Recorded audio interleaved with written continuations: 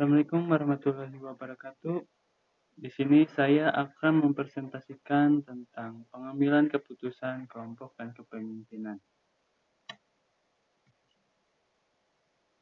Lalu pertama ada fungsi kepemimpinan. Pertama, fungsi inisiasi. Dalam fungsi ini, seseorang pemimpin harus dapat mengambil inisiatif untuk gagasan atau ide baru. Selain itu, juga dapat memberikan pemahaman terhadap gagasan yang kurang layak.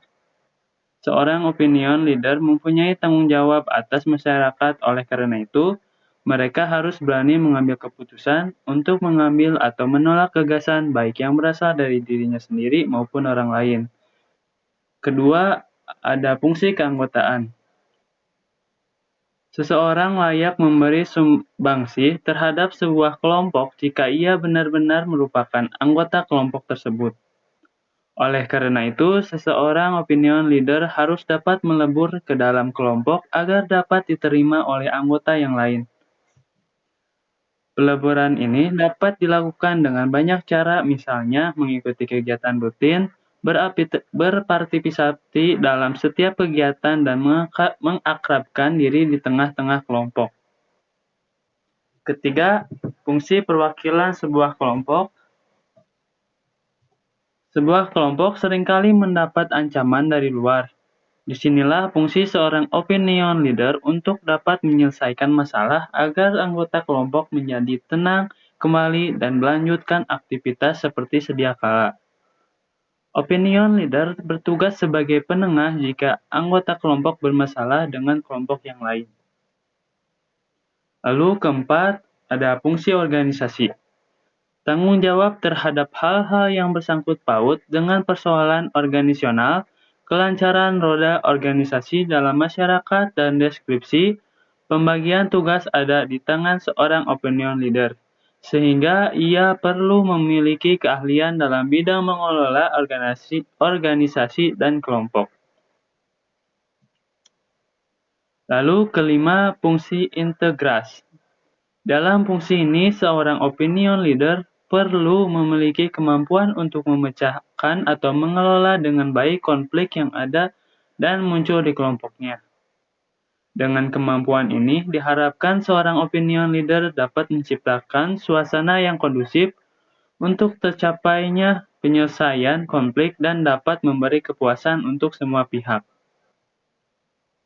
Lalu keenam, fungsi manajemen informasi internal. Seorang opinion leader harus dapat menjadi penghubung atau sarana berlangsungnya komunikasi di dalam kelompok. Bagaimana 20 perencanaan, melaksanakan, serta mengevaluasi sebuah kegiatan harus dibicarakan dengan keterbukaan. Untuk itu, diperlukan seorang pemimpin untuk menjadi penghubung serta penengah jika ada kritik serta solusi untuk kegiatan tersebut. Ketujuh, fungsi penyaring informasi. Untuk kemajuan dan perkembangan sebuah kelompok, diperlukan banyak informasi serta wawasan baru dari luar. Namun, tidak semua informasi dapat diterima dan diadopsi oleh suatu kelompok. Disinilah seorang opinion leader bertindak sebagai penyaring informasi baik yang masuk ataupun yang keluar. Hal ini bertujuan untuk mengurangi konflik yang dapat timbul di dalam kelompok. Lalu 8, fungsi imbalan. Opinion leader melakukan fungsi evaluasi dan menyatakan setuju atau tidak terhadap kegiatan-kegiatan yang telah dilakukan oleh para anggotanya. Hal ini dilakukan melalui imbalan materi seperti pemberian hadiah atau pujian, ataupun sebuah penghargaan. Kekuatan reward ini terbukti sebagai efektif untuk meningkatkan mutu masyarakat. Lalu, ada gaya kepemimpinan dalam kelompok. Pertama, ada authoritarian. Kepemimpinan ini adalah gaya manajemen yang menumpukan proses decision making pada posisi kepemimpinan teratas. Artinya, pemimpin sebagai kepala dan organisasi adalah suatu pihak yang memiliki kontrol untuk membuat semua keputusan strategis. Kedua, ada gaya kepemimpinan birokratik. Perilaku pemimpin yang ditandai dengan adanya ketetatan pelaksanaan suatu prosedur yang telah berlaku untuk pemimpin dan anak buahnya.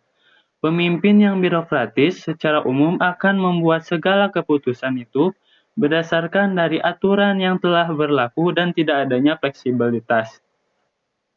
Lalu ada diplomatik, sebuah gaya kepemimpinan yang dijalankan oleh pemimpin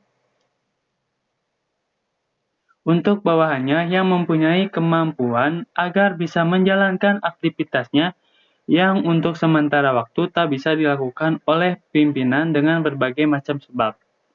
Lalu ada gaya kepemimpinan demokratik, kemampuan memengaruhi orang lain agar bersedia kerjasama untuk mencapai tujuan yang ditetapkan dengan cara berbagai kegiatan yang akan dilakukan, ditentukan bersama-sama antara pemimpin dan bawahan.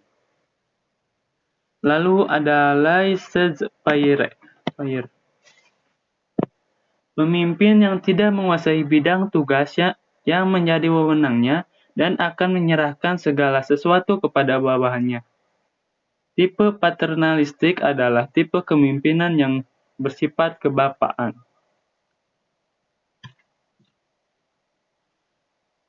Lalu ada komunikasi kelompok perspektif teoritis. Pertama, teori perbandingan sosial adalah suatu adaptasi sosial kognitif yang dilakukan seseorang dengan cara membandingkan dirinya dengan orang lain. Menurut teori ini, proses saling mempengaruhi dan perilaku saling bersaing dalam integrasi sosial ditimbulkan oleh adanya kebutuhan untuk menilai diri sendiri. Kedua, teori kepribadian kelompok. Teori kepribadian kelompok atau teori sentalitas kelompok menurut Skatel adalah teori yang menjelaskan berbagai hukum atau aturan terkait dengan sifat perilaku, kepribadian, dinamika, kebersamaan, dan kemampuan kelompok. Ketiga, teori percakapan kelompok. Anwar Arifin pada tahun 1984 berpendapat bahwa komunikasi kelompok merupakan salah satu jenis komunikasi yang terjadi dari beberapa individu dalam suatu kelompok yang seperti kegiatan rapat, pertemuan, konferensi, dan kegiatan lainnya. Keempat, teori pertukaran sosial. Teori pertukaran adalah teori yang berkaitan dengan tindakan sosial yang saling memberi atau menukar objek-objek yang mengandung nilai antar individu. Berdasarkan tatanan sosial tertentu, objek yang ditukarkan tidak berbentuk-bentuk nyata, namun hal-hal yang tidak nyata. Kelima, ada teori sosiometrik. Sosiometri merupakan sebuah konsep yang mengacu pada suatu pendekatan metodologis dan teoritis terhadap kelompok. Asumsi yang dimunculkan adalah bahwa individu-individu dalam kelompok yang masa tertarik satu sama lain akan lebih banyak melakukan tindakan komunikasi. Sebaliknya, individu-individu yang saling menolak hanya sedikit atau kurang melaksanakan tindak komunikasi. Sekian penjelasan dari saya. Assalamualaikum warahmatullahi wabarakatuh.